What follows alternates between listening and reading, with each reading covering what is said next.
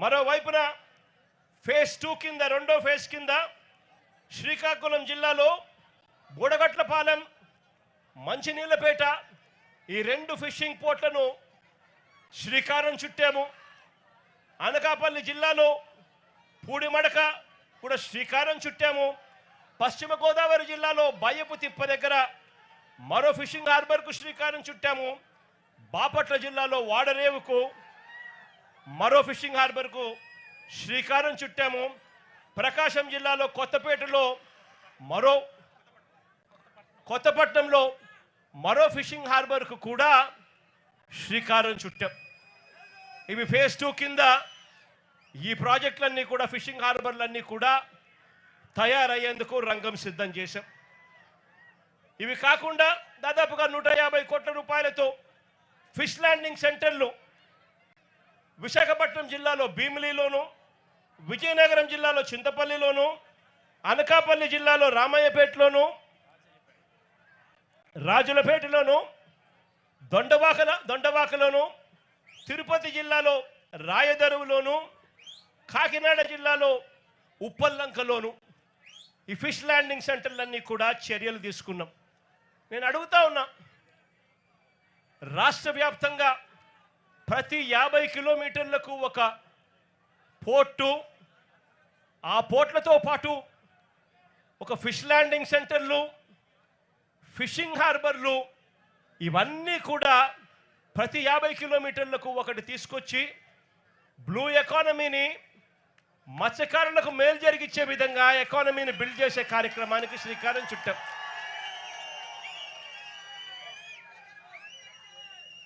మత్స్యకారులందరికీ కూడా మంచి జరగాలని చెప్పి ఎక్కడెక్కడ మత్స్యకారులు ఉన్నారో వాళ్ళందరినీ కూడా మ్యాపింగ్ చేసి ఏకంగా ప్రతి చోట వాళ్ళ కోసమే ఈ ఫిషింగ్ హార్బర్లన్నీ కూడా నిర్మించడానికి శ్రీకారం చుట్టాం.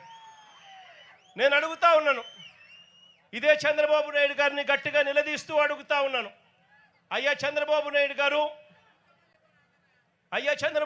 గారు, నువ్వు ఏ రోజు కూడా ఈ మాదిరిగా మత్స్యకారుల గురించి కానీ రాష్ట్రం గురించి కానీ ఏ రోజు ఆలోచన చేయలేదు.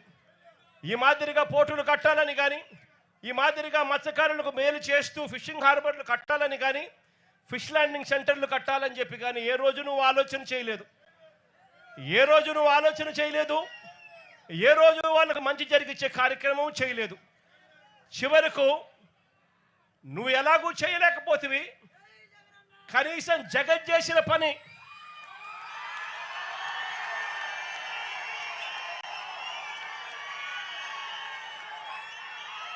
జువెలదిన్నలో ఇక్కడే కనిపిస్తూ ఉంది. ఆశ్చర్యం ఏమిటో తెలుసా, ఈ జువెలదిన్న ప్రాజెక్టు తయారైపోయి 2 సంవత్సరాలు అయిపోతూ ఉంది. ఈ 2 సంవత్సరాలలో నేను మార్చి 12వ తారీఖున 2024లో జాతికి అంకితం చేస్తే ప్రధానమంత్రి మోడీ గారు ఇదే ప్రాజెక్టును మళ్ళీ ఆగస్టు 2024లోనే జాతికి అంకితం చేశారు. నేను అడుగుతా ఉన్నా, మరి జాతికి అంకితం చేసి దాదాపుగా 2 సంవత్సరాలు దాటుతా ఉంది. ప్రధానమంత్రి గారు కూడా జాతికి అంకితం చేసి దాదాపుగా 1.5 సంవత్సరం పైగానే దాటుతా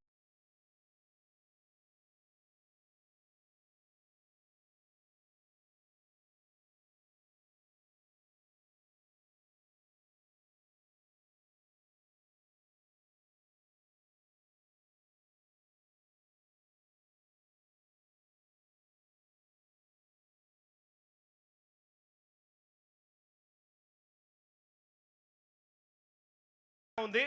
మరి ఎందుకు ఈ ఫిషింగ్ హార్బర్ ప్రణాళిక చేయడం జరిగింది? ఇదే ఫిషింగ్ హార్బర్లోనే ఇక్కడే కోల్డ్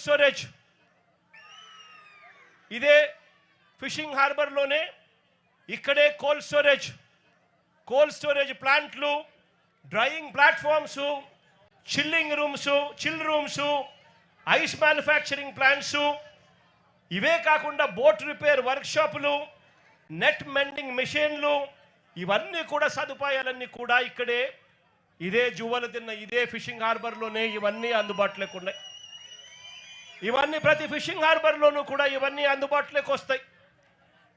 ఇక్కడ దాదాపుగా 41,000 టన్నుల మత్స్య సంపద ఈ ఫిషర్మెన్లందరూ కూడా, ఈ మత్స్యకారులందరూ కూడా సంపద తీసుకొస్తే ఆ సంపదను ఇవన్నీ కూడా ఉపయోగపడే విధంగా ఉంటాయి.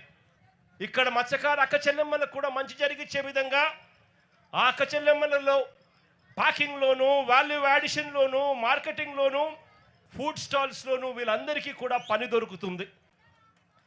ఈ రకంగా ఒక ప్రణాళిక చేసి, ఈ ప్రణాళిక ఒకటే కాదు, ఇక్కడే ఇదే జువ్వలదిల్లలోనే ఏకంగా 1250 మెకనైజ్డ్ మోటరైజ్డ్ బోట్లను ప్రతి మత్స్యకారుడు హక్కుగా పొందాలి అనే ఆరాటంతో అప్పట్లోనే మా ప్రభుత్వంలోనే ఈ 1250 మెకనైజ్డ్ మోటరైజ్డ్ బోట్ల కోసం ఒక్కొక్క బోటుకు 12 మందిని నుంచి 15 మందిని ఒక్కొక్క బోటుకు ఫిషర్మెన్ అందరినీ కూడా గ్రూప్ చేయండి.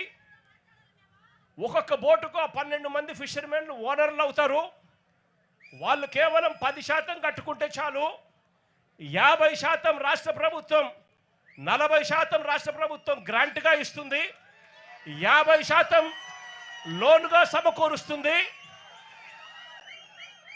ఈ ఆదాయం అంతా కూడా ప్రతి మత్స్యకారుడు కూడా చెందాలి, మత్స్యకారుల జీవితాలు బాగుపడాలని చెప్పి అప్పట్లోనే అడుగులు కూడా పడ్డాయి. నేను అడుగుతా ఉన్న చంద్రబాబు నాయుడు గారు, ఇదే వైఎస్ఆర్సీపీ ప్రభుత్వం కన్నా వచ్చి ఉండింటే ఈ 1250 బోట్లు కూడా ఈ జువ్వలదిన్నెలో ఈ మత్స్యకారులందరికీ కూడా ఈ పాటికి అందుండేటివి. వాళ్ళు కేవలం 10% పెట్టుంటే చాలు, మిగిలిన 90% రాష్ట్ర ప్రభుత్వము బ్యాంకు లోన్ల ద్వారా వాళ్ళకు వచ్చేటి. ఒక్కొక్క బోటుకు 12 మంది ఓనర్లు అయి ఉండేవాళ్ళు. అంటే 1250 బోట్లకు దాదాపుగా 20,000 మంది దగ్గర మత్స్యకారులు ఓనర్లుగా, మెకనైజ్డ్ మోటరైజ్డ్ బోట్లుగా ఉండేవాళ్ళు. వైఎస్ఆర్సీపీ ప్రభుత్వం వచ్చి ఉండింటే ఈపాటికే ఈ కోల్డ్ స్టోరేజ్లన్నీ కూడా ఏదైతే మూతపడి ఉన్నాయో ఇవన్నీ కూడా నడిచేటివి. ఐస్ మేకింగ్ ప్లాంట్స్ నడిచేటివి, చిల్ రూమ్స్ నడిచేటివి, బోట్ల రిపేర్ల కోసం కేటాయించిన బోట్ రిపేర్ షెడ్లు పనిచేస్తూ ఉండేటివి.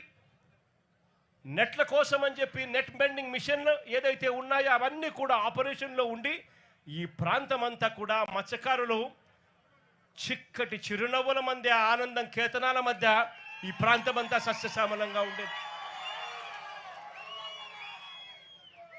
దురదృష్టవశాత్తు అది జరగకపోవడంతో ఈరోజు మత్స్యకారుల జీవితాలన్నీ కూడా చిన్నాభిన్నం అయిపోతా ఉన్న పరిస్థితులు మన కళ్ళ ఎదుటే కనిపిస్తూ ఉన్నాయి. ఇంకా అన్నిటికన్నా దారుణం ఏమిటో తెలుసా? ఈ జువ్వలదిన్నె ప్రాజెక్టులో ఇక్కడ డిఫెన్స్ సాగర్ డిఫెన్స్ అంటే ఒక ప్రైవేట్ డిఫెన్స్ కంపెనీకి చంద్రబాబు నాయుడు గారు ఇక్కడ భూములు కేటాయిస్తారు. ఉన్న 79 ఎకరాలలో సగం ఈ ప్రైవేట్ డిఫెన్స్ ఫ్యాక్టరీకి చంద్రబాబు నాయుడు గారు కేటాయిస్తారు. అంటే దాని అర్థం ఇక మత్స్యకారులకు ఇక్కడి నుంచి కూడా తరిమేసే కార్యక్రమం చేస్తూ ఉన్నాడు చంద్రబాబు నాయుడు గారు. నేను అడుగుతా ఉన్నా చంద్రబాబు నాయుడు గారిని, ధర్మమేనా, న్యాయమేనా అని అడుగుతా ఉన్నా ఇదే మనిషి చంద్రబాబు నాయుడు గారిని. మత్స్యకారుల కోసం ఫిషింగ్ హార్బర్లు జగన్ నిర్మిస్తే నువ్వు చేస్తూ ఉన్నది ఏందయ్యా? దీన్ని కూడా దోచుకునే కార్యక్రమం చేస్తూ ఉన్నావు ప్రైవేట్ వాళ్ళకి ఇచ్చి. ప్రైవేట్ వాళ్ళకి నువ్వు ఇవ్వాలి అనుకుంటే పక్కన కృష్ణపట్నం పోర్ట్ ఉంది, ఆ పోర్ట్లో కావాలంటే దండిగా ల్యాండ్ ఉంది, అక్కడ కావాలంటే వాళ్ళకి ఇచ్చుకోవచ్చు. కానీ ఇక్కడ మత్స్యకారులను పొట్టగొట్టడం ఎందుకు చంద్రబాబు అని చెప్పి చంద్రబాబు నాయుడు గారిని అడుగుతా ఉన్నా గట్టిగా. చంద్రబాబు నాయుడు గారిని గట్టిగా వార్నింగ్ కూడా ఇస్తా ఉన్నా. కళ్ళు మూసి తెరిచేసరికే మరో 3 ఏళ్ళు అయిపోతుంది. వచ్చేది వైఎస్ఆర్సీపీ ప్రభుత్వమే.